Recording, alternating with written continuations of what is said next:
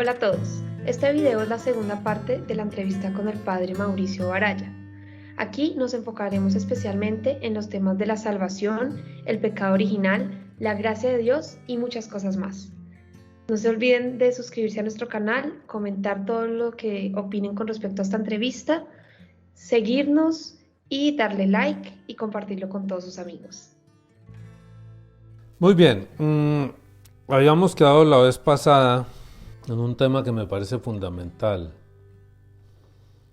para, para este caminar espiritual y es la salvación.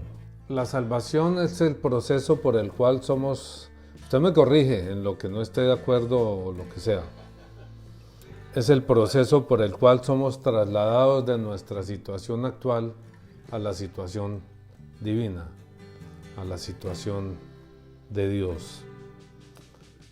Eso es lo que yo entiendo. La cuestión es entonces, si usted está de acuerdo conmigo, Sergio y Pala, si estamos de acuerdo en que salvación es ese proceso por el cual somos trasladados desde aquí hasta la situación de Dios que eventualmente la llamamos cielo. Sí, no sé, yo creo que es adecuada. A mí me parecería bonito, digamos, incluir un panorama todavía más amplio en el sentido que nuestra situación actual tiene antes un origen santo, hermoso, paradisiaco. Y venimos de ese origen santo y nos dirigimos a ese origen, a ese mismo fin, que es nuestro origen, es la casa paterna, también santo. Entonces ahí se introduce que qué pasó entre el origen santo y nuestro destino respecto a la situación actual, que es donde ahí la palabra salvación termina siendo pues muy interesante, porque precisamente algo falta, algo acontece que no es el plan original, pero que tenemos esperanza de alcanzar. Muy bien, entonces me parece bien, retomémoslo un poquito desde antes. ¿Por qué necesitamos salvación? Sí, vendría a ser como el planteamiento suyo. ¿Por qué necesitamos salvación? ¿Por qué no, por qué, digamos, no se puede como dejar que este río de la, llamémoslo, naturaleza, simplemente siga su fin con la certeza de que al final todo va a estar bien? Es decir, la salvación nos indica algo más que eso. No sé, Pala, ¿qué opina usted ahí? ¿Qué pasó? ¿Por qué? No sé si estoy expresando bien la idea, ¿sí? Para muchas personas, si nuestro origen es divino, estamos aquí, rodamos por este río de la existencia, digamos, de la vida, y al final, necesaria y lógicamente, llegaríamos a nuestro origen divino. ¿Eso es así o no es así? ¿Qué opina Pala?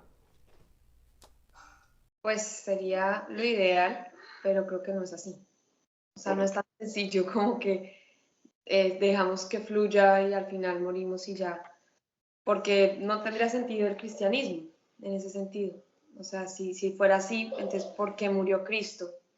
Si no es necesario, ¿sí? Si no podía seguir como con su vida y llegar a la salvación sin necesidad de Cristo. Entonces tuvo que haber algo, hay algo por lo cual necesitamos de la salvación. A mí me parece interesante introducir un factor más, también por la fecha en que estamos haciendo este encuentro, esta reflexión. Mañana celebramos la Asunción, y uno de los íconos hermosos que aparece en la palabra es del Apocalipsis, una mujer vestida de sol, la luna bajo los pies y coronada de 2 estrellas. Y he estado naturalmente pues en la oración de este fin de semana meditando en esa imagen tan hermosa, y creo que ahí está una imagen de la salvación bellísima, ¿no? Una humanidad vestida de sol, una humanidad arrebatada en el espíritu, abrazada por la fuerza de Dios, tanto que se nos muestra ese triunfo en María, un triunfo, bueno, regalado por el Hijo, por el Redentor.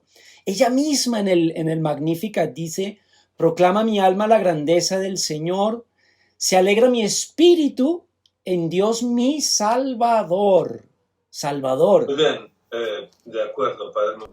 Pero creo que nos falta un elemento, como un eslabón de la cadena, que nos explique nuestra situación y que nos permita comprender por qué necesitamos salvación, rescate, por qué no funciona como un proceso natural, digamos, como un proceso natural de que nacemos, estamos en este mundo y al final regresamos al cielo, un poco en la tónica que podíamos verlo en Platón o en alguno de estos pensadores. De acuerdo. Yo creo que la experiencia, cualquiera de nosotros que ha hecho un par de pasos en la vida, cualquiera de nosotros tiene experiencia de limitación, de límites. De pronto el corazón tiene anhelos extraordinarios de plenitud y de pronto tiene el sueño de decir, no, esto va para automáticamente, naturalmente, camina hacia la belleza y a ese esplendor que anhela mi corazón. Sin embargo, nos miramos a nosotros mismos y podemos reconocer que no es así, que nosotros tenemos limitación y limitaciones que terminan doliendo mucho, terminan afectándonos el corazón y nuestra propia sentido de nosotros mismos. En esos términos, Padre, podría uno seguir pensando, ok, estamos aquí, es un sitio un poquito incómodo, hay limitaciones, hay problemas, pero todo marcha como debiera, al final se resuelve. ¿Por qué no es así? Es mi pregunta. Sergio, ¿usted tiene algo que decir ahí? Sí, creo que mi pregunta iría como por donde usted la está llevando, Antonio. O sea, ¿por qué era necesario pasar por este mundo si ya había en el origen esa forma de ser y en el destino esa forma de ser? ¿Por qué es necesaria esta vida? ¿Para qué esta vida entonces? O sea. Muy bien, yo pienso que en este momento de la conversación nos toca necesariamente entrar a hablar del pecado original. De acuerdo, hacia allá apuntamos. Porque si no hay pecado original, querría decir que este estado que nosotros vivimos fue creado por Dios y que este es un estado que naturalmente debería tender a Dios. En el pecado original podemos comprender que esto que vivimos no fue creado por Dios, sino que es una desviación del plan original del Señor, del plan original de la existencia del hombre, que ha sido causado por un paso, digamos, equivocado del hombre, por un rechazo del hombre hacia Dios, y va a causar esta situación en la cual reinan esas limitaciones, en la cual reina la muerte, en la cual reina el dolor. Y eso hace necesario y camina el hombre mismo y la sociedad hacia la muerte. Y por eso se hacía no solo necesario, sino indispensable ese rescate de Dios al hombre que llamamos salvación. En esos términos, si estamos de acuerdo todos, si está de acuerdo usted, Padre Mauricio, también ahí. De acuerdo, sí, de allí iba mi experiencia, digamos que de pronto estaba narrando la experiencia de limitación. La escritura tiene una mirada hermosa, sabia, precisamente frente a este problema. Hoy, actualmente, cualquiera de nosotros reconoce que quisiera amar y no le alcanza el corazón a amar como desea.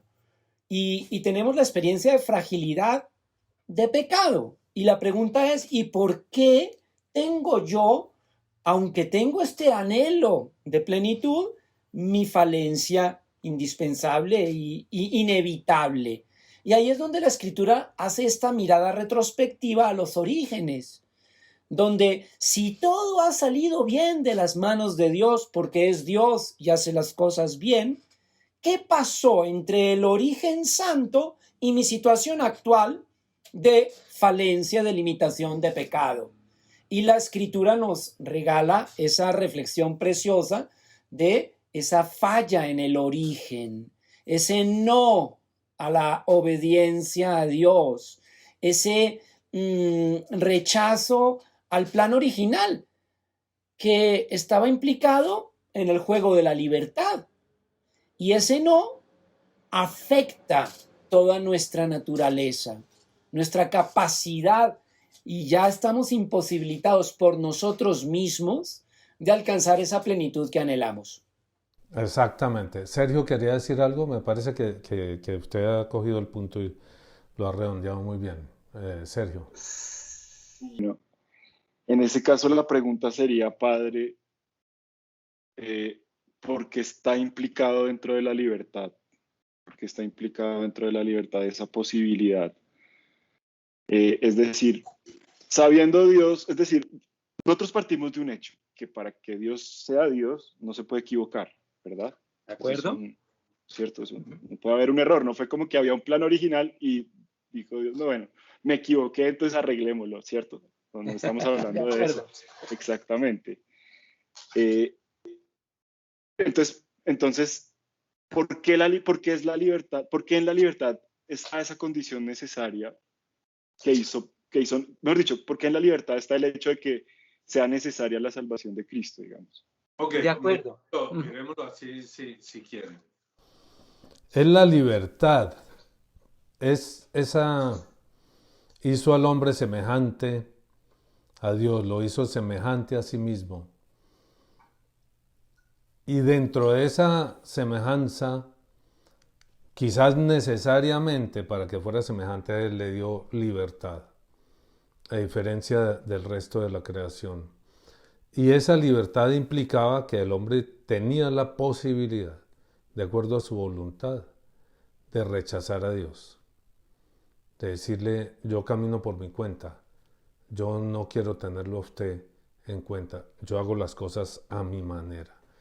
Aparece además ahí otro elemento, si lo podemos llamar elemento, y es la existencia del demonio, de los demonios que vienen a hacer ese llamado al hombre, hacerle ese llamado al hombre. Hay un mundo mejor que el que usted está viviendo, a pesar de la totalidad y la plenitud en que vive el hombre, le dice, venga por aquí, que aquí podemos construir un mundo mejor. Y es de esa manera que el hombre rechaza al ser, puesto que Dios es no un ser, sino el ser mismo. El hombre rechaza el ser y va a aterrizar, si lo podemos decir así, en esta situación en que vivimos, en que reina alrededor nuestro y en nuestro propio corazón, reina el mal, pero ante ese reinado del mal ha aparecido esa luz necesaria, entregada por el amor de Dios al hombre, que es la redención, que es Cristo, que es la cruz, es esa puerta. Ustedes han caído en ese mundo que los va conduciendo a la muerte. Yo abro la puerta al asumir esa situación de ustedes yo mismo y pagar el precio, digamos. Yo abro esa puerta que les permite a ustedes pasar de esta situación que va llevando lentamente a la muerte y les abro la puerta para que crucen a la eternidad. Sí, yo incluiría una palabra indispensable y creo que abarca los dos puntos de vista que han mencionado. ¿Por qué la libertad? Somos hechos a imagen de Dios, nos regala libertad, pero ¿para qué la libertad? Porque el plan original es un Dios de amor, un Dios de una plenitud de amor maravillosa que quiere compartir su amor. aunque no fuera necesario porque ya tenía la plenitud, pero lo desea, quiere compartir su amor y empieza ese esplendor, ese despliegue de la creación maravilloso y decide que para que ese amor también sea plenamente compartido, debía hacerlo con criaturas libres que pudieran responder libremente a la oferta de amor. Si no, no hay amor. El amor tiene que ser libre.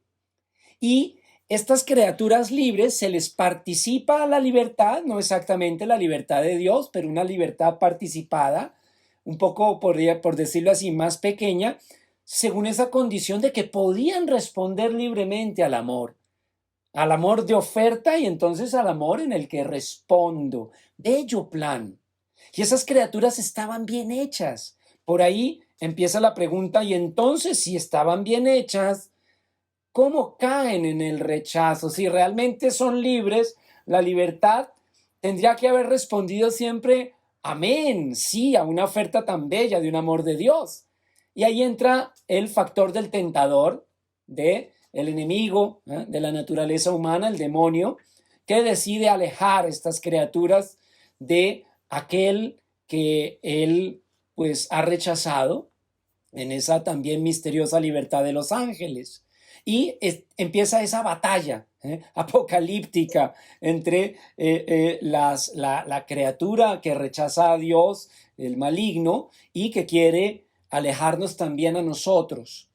Entonces, el factor de libertad debe incluirse en ese plan de amor. Creo que querría hacer este aporte a la reflexión. Ok, el Dios es amor y el hombre al rechazar a Dios ha rechazado el amor, ha rechazado el bien, ha rechazado el amor, ha rechazado el ser mismo para buscar una especie de realidad paralela. ¿Qué opina, Pala? Una especie de realidad paralela al amor, al ser, al bien. ¿Qué opina usted? Sí, pues me pareció muy interesante lo que dijo Mauricio de libertad, porque pues hace poco estábamos hablando de eso, de qué es la libertad, hace unos días, y me parece interesante porque pues si uno es libre realmente estaría queriendo buscar lo que es bueno para uno, ¿no?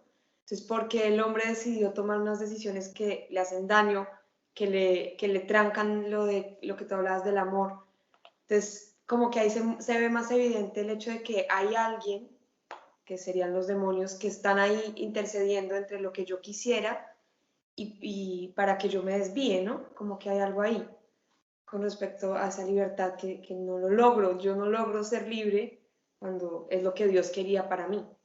Ok, entonces, bueno, creo que ahí hemos avanzado en ese tema, en la historia del hombre, en lo que podríamos llamar la historia salvífica. ¿Por qué necesitamos salvación? ¿Por qué no vamos, por qué el hombre naturalmente no va llegando, no va regresando a Dios? Es porque se atravesó el pecado original, porque al hombre darle la espalda a Dios, darle la espalda al ser, ha entrado en una dinámica de autodestrucción. Si estamos de acuerdo en eso. Ha entrado en una dinámica de autodestrucción. Ahora, hay dos preguntas que se me ocurren a mí allí. Una es, ¿por qué es necesaria la muerte cruenta de Jesús para reparar lo hecho por el hombre en el pecado original, en el darle la espalda a Dios? ¿Por qué es necesaria la muerte de Jesús? ¿Por qué no había otra manera? ¿Por qué Dios no podía inventarse una manera más amable, más suave de abrir esta puerta, como decíamos hace un ratico? Se ve, a ver, en estos días también he manejado un poquito esa reflexión. Qué bonito que llega, ¿no? ¿Por qué la muerte de Jesús? ¿Por qué la muerte de Jesús? A mí me parece que de pronto conectando con este tema podríamos decirlo en términos de la misma mentira del tentador, porque mintió y nuestros padres originarios le creyeron, ¿no? Ellos estaban invitados a vivir una plenitud con Dios, con el amor, necesariamente con el amor. Y hubo una mentira que les dijo, no, el amor implica que tú te entregues, de alguna manera que mueras a ti mismo. Y eso no puede ser. Entonces, debes tratar de buscar la felicidad según tu plan y niégate a morir. Y se encierran en esa desobediencia a Dios. Después, pues naturalmente vemos que eso es imposible, tenemos un vacío, tenemos una tristeza enorme y queremos volver a Dios. Y decimos, pero no puedo, no puedo. Necesito que tú me rescates. Es la conciencia del creyente. Viene Jesucristo entonces a mostrar con la naturaleza humana que asume que sí es posible obedecer a Dios. Y tiene que mostrarnos lo que vive en la Trinidad. Y en la Trinidad que viven la donación total de sí mismos. La donación, el amor es pensar en el bien del otro, no en mí. Morir a mí mismo. Entonces, qué hermoso que tenga el destino del ser humano encontrar la plenitud precisamente muriendo. Entonces, claro, ¿por qué es la muerte tan cruenta? Precisamente porque está en un mundo en que la naturaleza humana se ha encerrado en el pecado. Entonces la muerte es tremendamente dolorosa, es tremendamente muestra la gravedad de no morir a sí mismo con ese dolor y ese desgarramiento de Cristo, ¿no? Cuando Él dice en estos textos que hemos visto estos domingos, yo soy el pan de la vida, el que coma de este pan no morirá para siempre. Y entonces uno dice, pero bueno, pero el creyente que comulga la Eucaristía sí muere, pero tú también, Cristo, moriste. Entonces, ¿de qué me estás hablando? Te estoy hablando de que la vida eterna es un continuo morir a sí mismo para pensar en el otro. Y lo único mortal es que no quieras morir, que no quieras darte. No sé, el pan de la vida eterna es comprender que el único sentido de mi existencia es morir, dar la vida. He recibido la vida para darla. Claro, el tentador lo que mete es miedo y sospecha. Tú no puedes morir, no deberías morir. Ok, Jesús muestra el camino para el hombre, es en la donación de sí mismo que se encuentra la eternidad, pero ¿cuál es la razón? Esa es la que creo que no está quedando clara. ¿Por qué Él tenía que morir? ¿Por qué Él tenía que asumir una muerte tan dura? ¿Por qué la muerte se volvió tan dura? O pongámoslo así, entendemos que antes del pecado original no existía la muerte, no había muerte. La muerte aparece a partir del pecado original. Sí, de acuerdo, pero la Escritura hace una diferencia entre muerte natural y la muerte segunda, que es la que es más grave, ¿no? La muerte segunda es romper con Dios. Estás muerto si no estás en amor con Dios. Y esa es la muerte que debemos temer. La muerte natural es entendida quizás como un reflejo de nuestra limitación, ¿no? Si no hubiera habido pecado original, ¿hubiera habido muerte natural?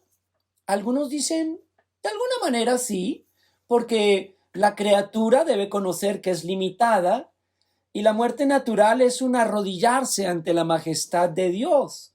Tú eres el infinito, yo soy limitado. Ahora, como hay pecado, entonces, pues lo más grave es la muerte. Introduce otro elemento complejo.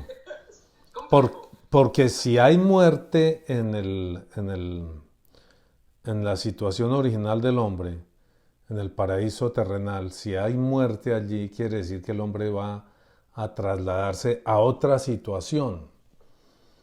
¿Sí? Que el paraíso de alguna manera no era estable, sino que el hombre a través de la muerte iba a pasar a otra situación, a otra condición de existencia diferente a la que tenía originalmente.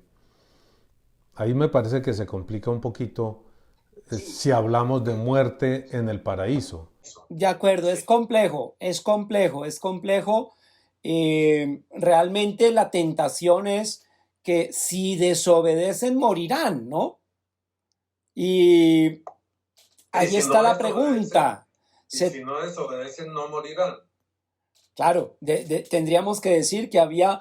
Lo que pasa es que es muy misterioso conocer la situación original desde nuestra condición actual en la que las dos muertes están mezcladas, ¿no? Es complejo, es complejo. Se hablaba de un estado antes del pecado original, se hablaba de una cierta eternidad, o creo que se llamaba el término preternatural, una reflexión en la que el ser humano estaba en una plenitud, pero era una plenitud limitada, porque era criatura, era criatura. ¿Mm?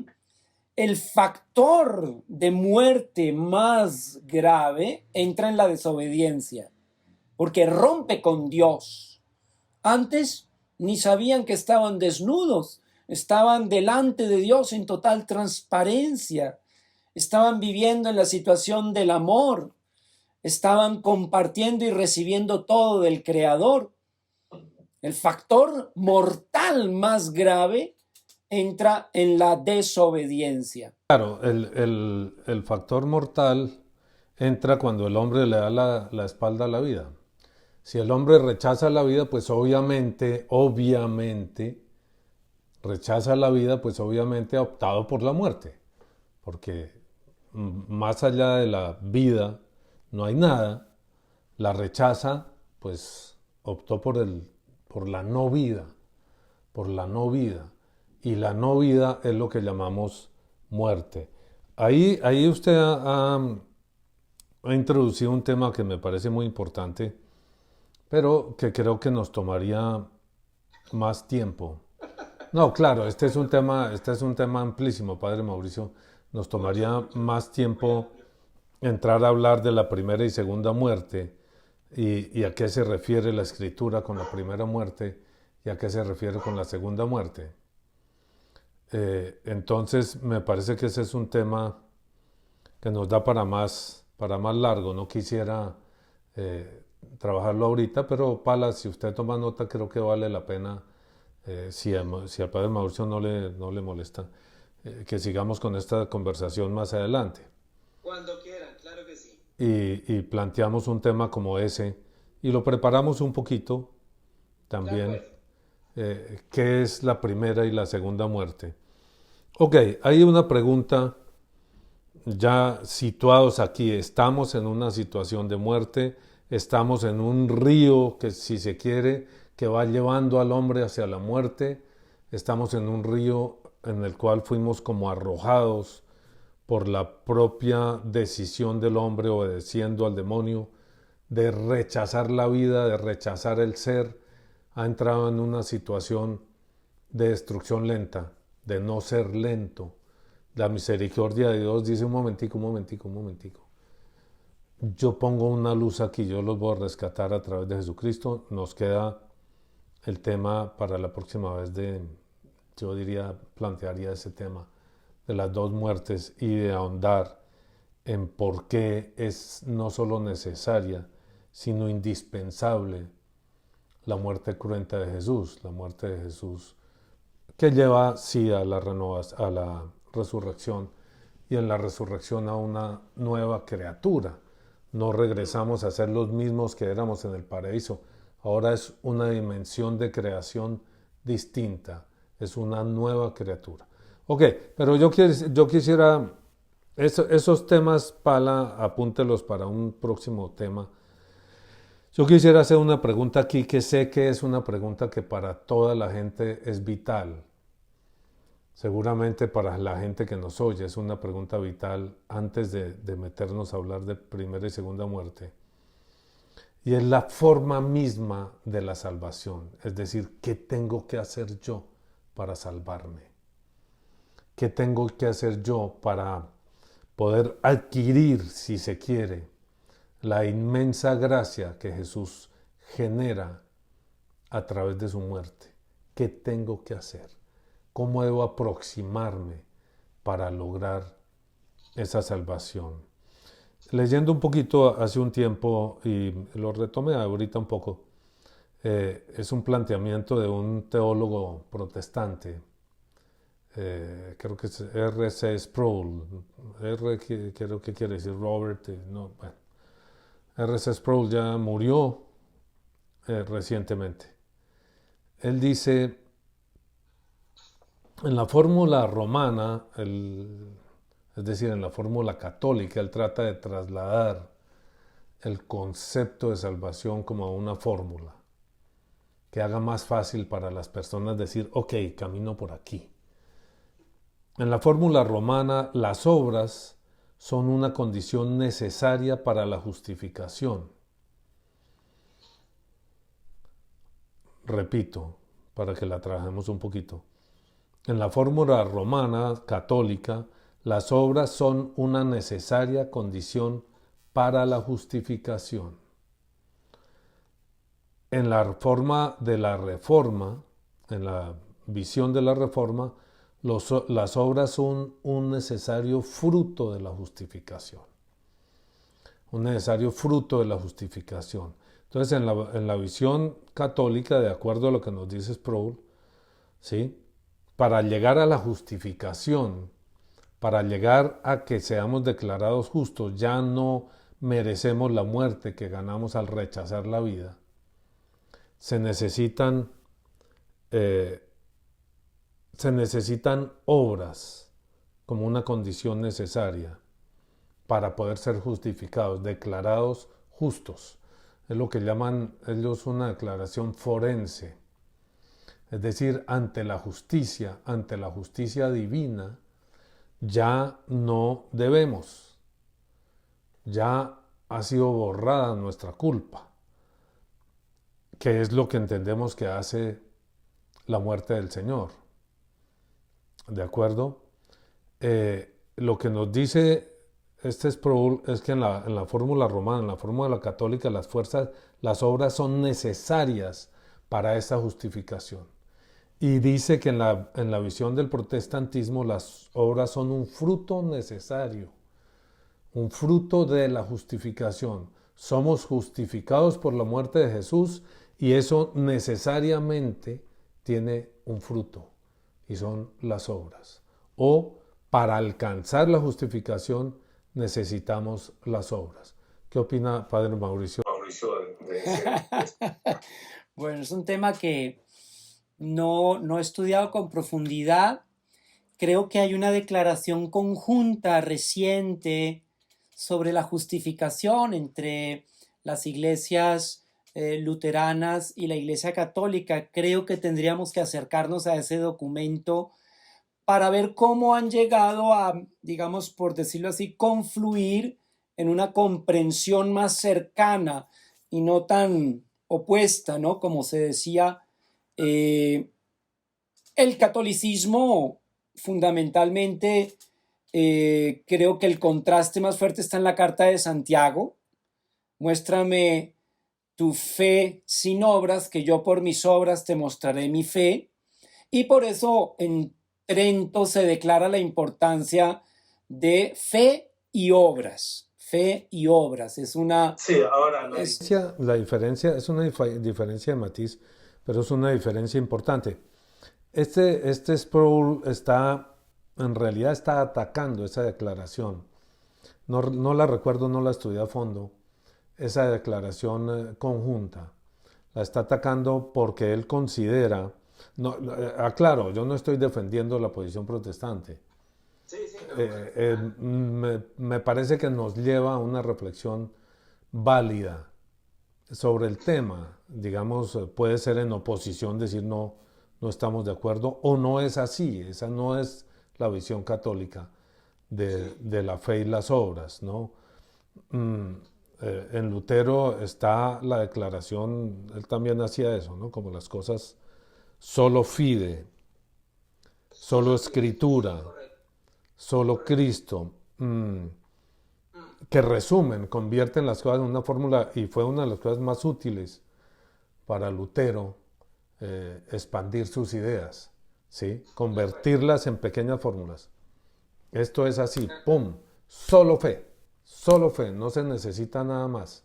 Pero aquí nos aclara este señor Sproul, él está, claro, defendiendo la posición de Lutero. Para la salvación, en este caso pues habla de un aspecto de la salvación quizás que es la justificación. Para la justificación solo se necesita la fe. Por la fe somos justificados. Pero si somos justificados, necesariamente tenemos obras de salvación. ¿Sí? Si somos, por eso, ese era un matiz que cuando yo veo a nuestros hermanos protestantes siempre me ha llamado la atención. ¿Por qué en los protestantes que supuestamente dicen basta con la fe, solo fide, la salvación solo la puede obrar Jesucristo y las obras del hombre no pueden lograr ni añadir a la salvación? ¿Por qué en los protestantes, padre, me preguntaba yo, hay tantas obras? Porque las hay. En los protestantes hay un espíritu evangelizador impresionante. En los protestantes hay un espíritu de tocar al necesitado impresionante. Entonces yo me preguntaba por qué, si ellos declaran que las obras no son necesarias para la salvación, ¿por qué las obras?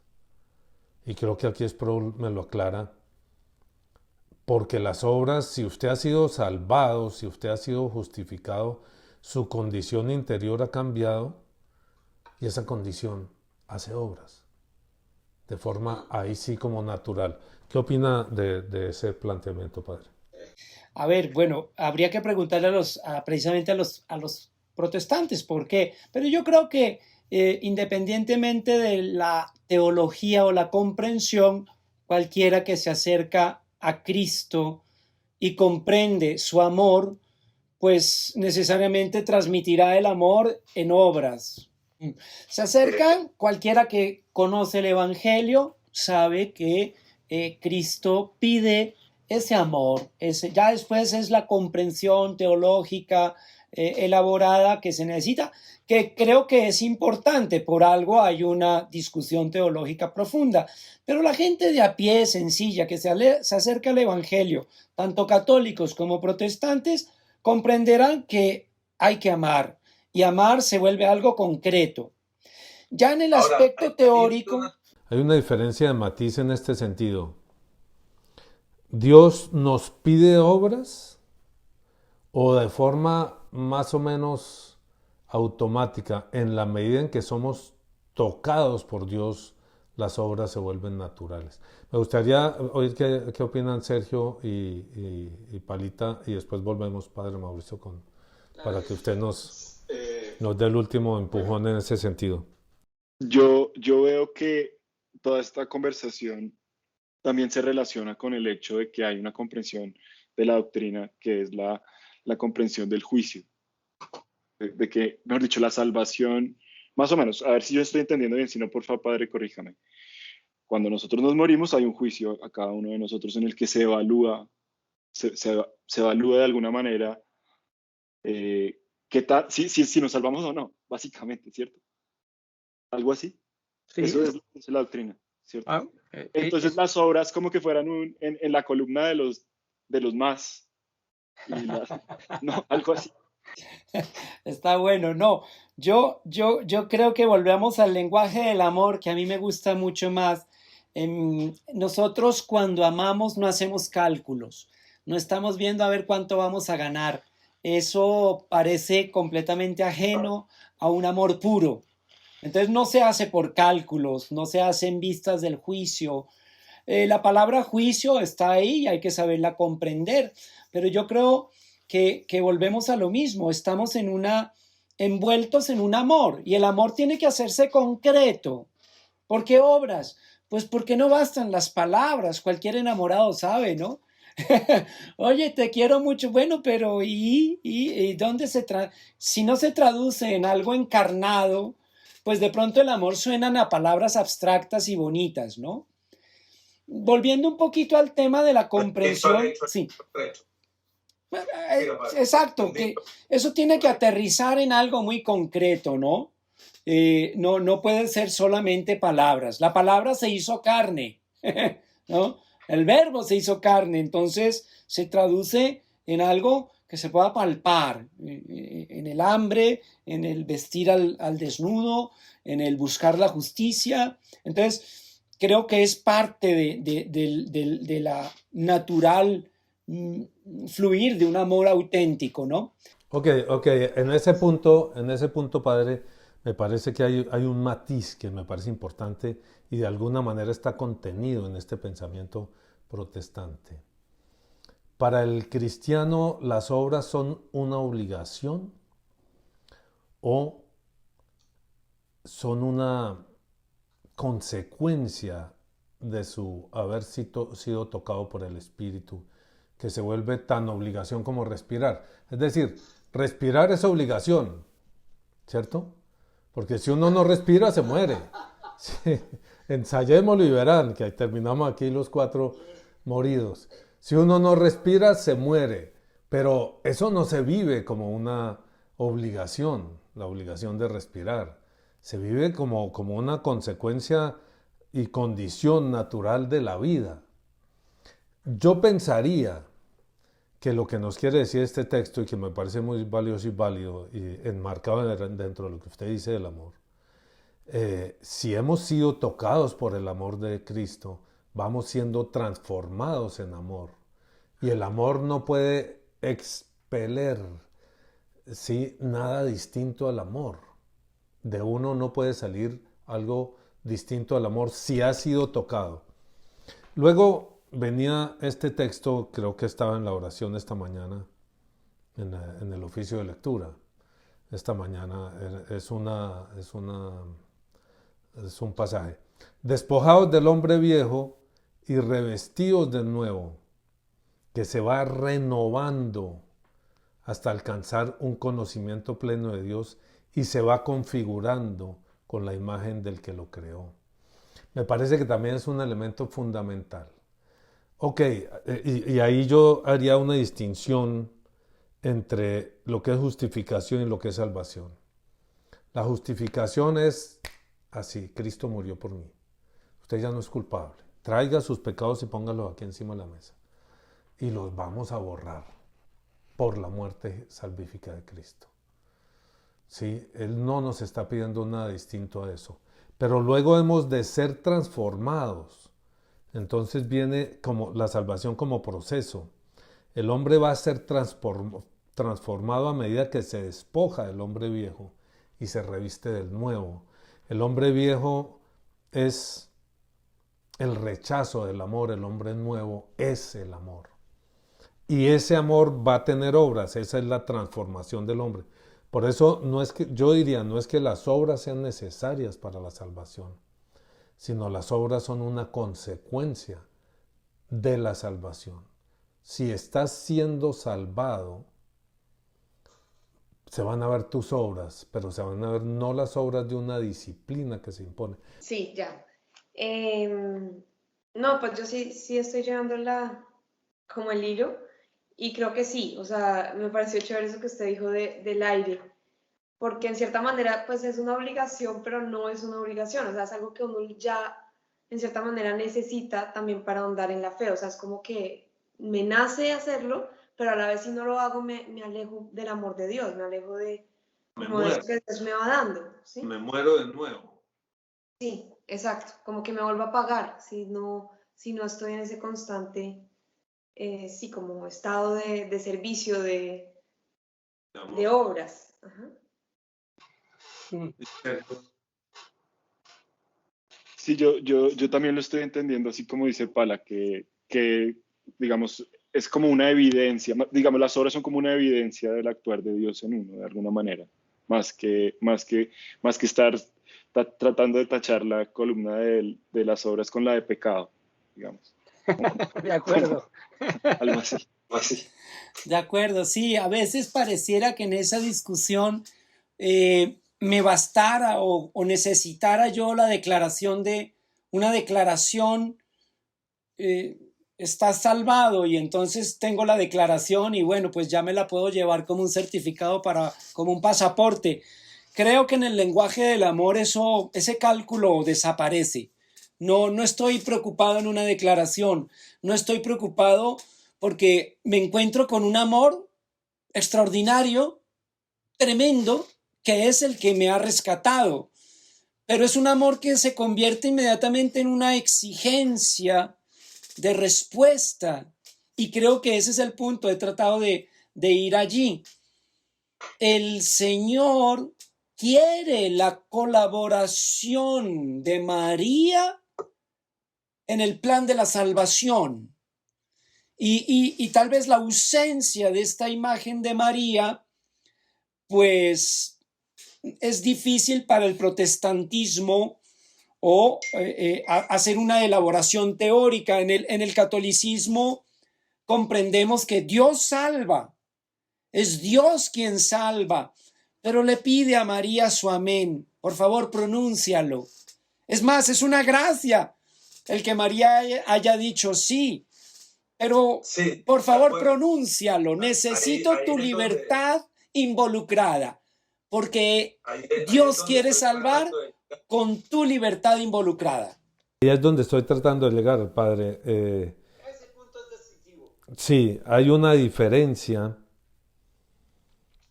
digamos, a nivel de las obras entre una disciplina que se impone la persona. Si yo soy cristiano... Sí, exactamente. Si yo soy cristiano... Agotador. No, se tiene que comprender desde el amor. Y entonces el amor se puede volver supremamente exigente, más que un código de policía, correcto. Pero hay una cosa que se comprende. No concibo ya mi vida sin ese fuego que me impulsa a amar. No son cálculos, no son declaraciones, no son escritos. Me has seducido y me dejé seducir. Me has agarrado y me has podido. Y yo continuaría la frase de Jeremías. Y me has transformado, de manera que ya no soy el de antes, ahora soy uno nuevo, que es el texto que estábamos viendo, la vida nueva. La vida nueva no es ni puede ser una disciplina nueva, unas costumbres nuevas. La vida nueva es una realidad interior que se hace visible hacia el exterior. Claro, sigue habiendo un combate espiritual, el combate de las virtudes y los vicios. Sigue habiendo una necesidad de descubrir en sí mismo esas palabras de San Pablo: a veces hago el mal que no quiero y el bien que quiero no lo hago.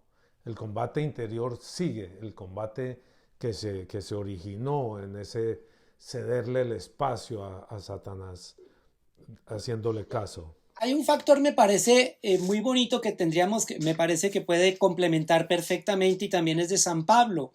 Ese revestirse del hombre nuevo, ese hacer imagen del hombre nuevo, no lo obro yo, las obras las hace el Espíritu en mí. Vivo yo, pero no soy yo, es Cristo quien vive en mí.